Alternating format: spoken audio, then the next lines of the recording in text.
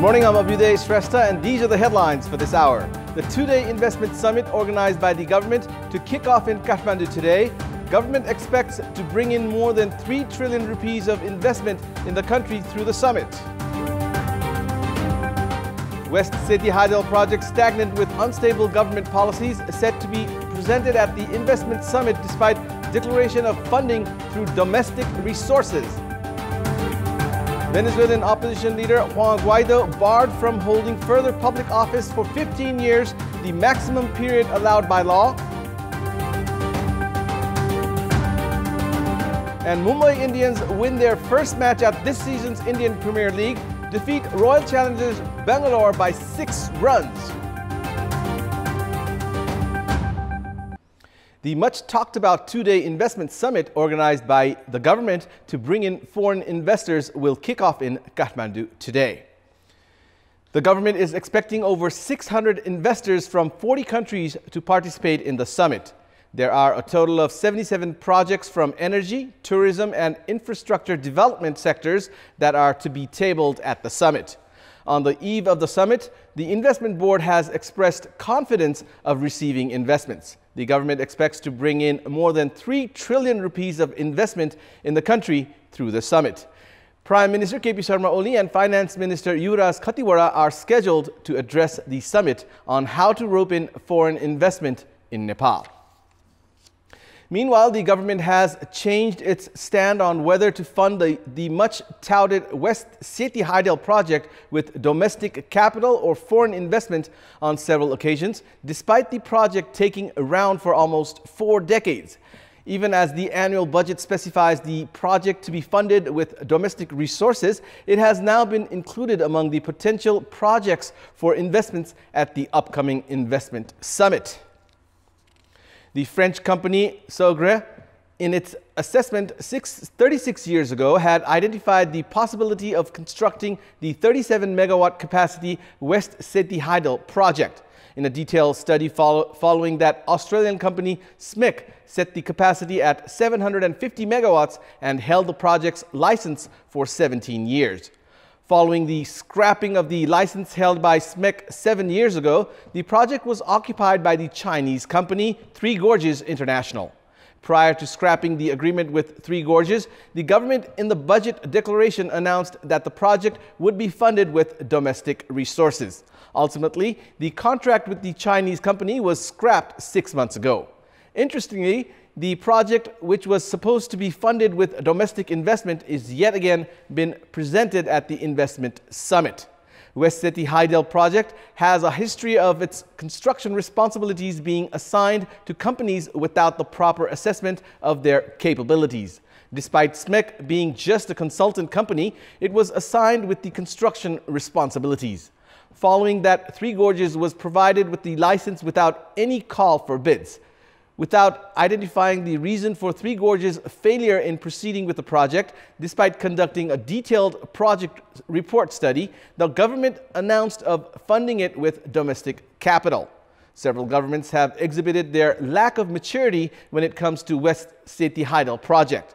Issuing license to preferred entities and changing decisions in succession has affected the West Sethi Hydel project, which requires relative low investment and is considered of producing better returns. The upcoming investment summit must be used as a platform where stable decisions are committed and implemented as well. The Constitutional Council is preparing to make over 3 dozen appointments for several constitutional bodies. However, the style of the initial appointments indicate that the Council deems the state administration as the only entity capable of running the country. This week, the Constitutional Council recommended Secretary for Ministry of Federal Affairs Dinesh Thapalia for the position of Chief Election Commissioner. Likewise, former Secretary Balananda Paudel is having a hard time handling the offers made by the government. Paudel, who led the reconstruction of the local levels, has been entrusted with the responsibility of the Finance Commission now. Former Secretary Shanta Raj Swedi has been appointed to lead the National Inclusive Commission. It is not a new trend of handing over the responsibilities of constitutional bodies to public officials. If we look at the appointments so far, the responsibility of heading the constitutional bodies have been mostly given to retired administrative and security officials. Apart from a few positions at the Service Commission, it is not mandatory to appoint retired administrative officials for other posts. The current scenario also demands for merit-based and diversity in appointments. However, retired administrative officials who neither have produced any remarkable results nor have any particular expertise have continuously been appointed for constitutional units solely based on their political connections. This has not just resulted in political leaders using higher officials for their interests, but has also established a trend of constitutional positions to be ground for power play. By law, constitutional units should be independent of executive or civil service sectors. However, the series of appointments made in recent time and those in the pipeline have raised questions on the morality of the Constitutional Council itself. This calls for initiatives to end the practice of appointing former administrative officials over many other potential candidates from other sectors who have better knowledge and expertise to lead the concerned constitutional units. Welcome back. It has been a year since the Nepal Army took over the fast-track construction project. Despite the lapse of 1 year of the 4-year deadline, the Nepal Army has not been able to decide on the detailed project report, or DPR. The only work being carried out so far is felling of trees, for which the Army says does not need a DPR. Based on the government's directive, the Nepal Army is supposed to complete and hand over the fast track in 4 years' time. The 76-kilometer fast track will connect the capital with the whole of Tarai. However, a comprehensive plan to execute the project is not in place in the absence of the DPR. Based on the preliminary reports, the project needed felling of 14,000 trees. However, the Army has already cut down trees in excess quantity, including trees that are outside the planned construction sites of the tunnels and bridges. साइजको काट्ने कसरी काट्ने भन्ने कुरोहरु त्यसो चाहिँ marking गर्ने त्यसमा चाहिँ झाप लगाउने काम चाहिँ सम्बन्धित चाहिँ वन कार्यालयको प्रतिनिधिहरुको हो उहाँहरुले गर्नुहुन्छ डीपीआर चाहिँ विधिवत रूपमा चाहिँ नेपाल सरकारले चाहिँ हामीलाई हस्तान्तरण गरिसकेपछि त्यो आधारमा अब हामीले चाहिँ बाटोमा टनेल र हाई ब्रिज कहाँ भन्छ त्यो इलाकाको 10 किलोमिटर जुन बाँकी छ त्यो ठाउँको पनि हामीले रुख काट्नु पर्ने हुन्छ त्यसमा त्यो आइसकेपछि मात्रै थाहा हुन्छ. The Department of Forest marks the trees that need to be felled based on the requirement. So far, the Army has cleared 15,000 trees in Makwadnapur alone. As the Army has taken responsibility of the National Pride project, a sound momentum during the construction phase is expected. However, the rate at which the Army has been cutting down trees without a proper evaluation of environmental impact, even as the other basic works have yet to begin, it is doubtful whether the loss of greenery is worth it. The government has declared that the staff adjustment at the federal, provincial and local levels has been complete and has announced of recruiting 20,000 new officials for all 3 levels by carrying out a short recruit process.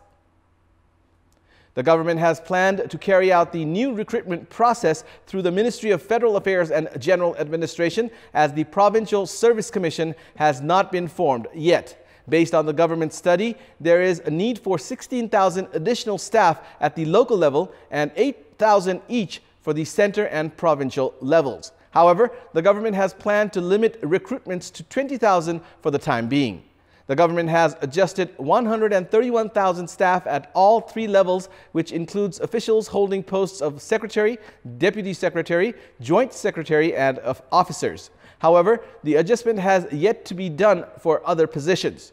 The Federal Affairs Ministry has said the recruitment process will begin once the remaining officials are handed over their adjustment letters as well. So far, the government has adjusted 40,769 staff out of the 48,409 initially planned for the center. Likewise, 14,659 staff were adjusted at the provincial level out of a total of 22,297.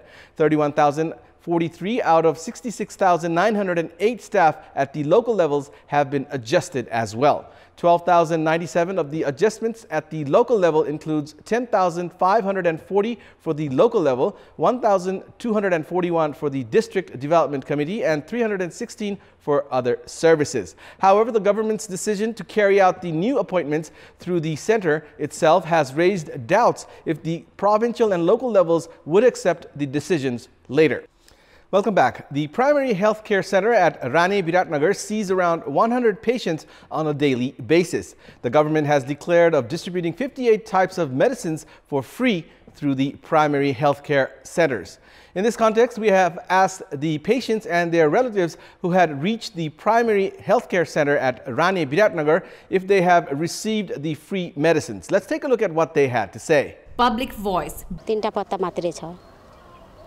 अनि बाहिरबाट किन्नु भन्नु भएको छ यो पहिलो मात्र पाएको छु 6 महिना भयो मेरो परिवार नियोजनका अस्थायी साधनहरू हैन अनि सिटामोल अनि मेट्रोनहरू यहाँ पाउनेहरू चाहिँ प्राय गरेर निशुल्कले उपलब्ध गराइराखेको छ छैन ग्लोभ्स किनेर ल्याउनु पर्छ भन्नुभयो दिदीले देख्नुभयो त्यहाँ थियो तर हामीलाई चाहिँ दिएन सबै बाकी बाहिरको लेखेदेखि चाहिँ त्यही जीवन जल चाहिँ त्यो प्रेसर लो पनि हुन्थ्यो अनि जीवन जल चाहिँ यहाँबाट दिनुभयो किन्नु पर्छ अब निशुल्क भन्नाले अलिअलि निशुल्क पाइन्छ दबाई पनि सिधै छ रे नगरपालिकाबाट आएको छैन एन्टिबायोटिक छैन अनि लेखिदिएको छ सिस्टरले बाहिरबाट लिएर खानु रे तीनटा औषध लेखिदिनु भएको छ तीनैवटा बाहिर किन्नु पर्यो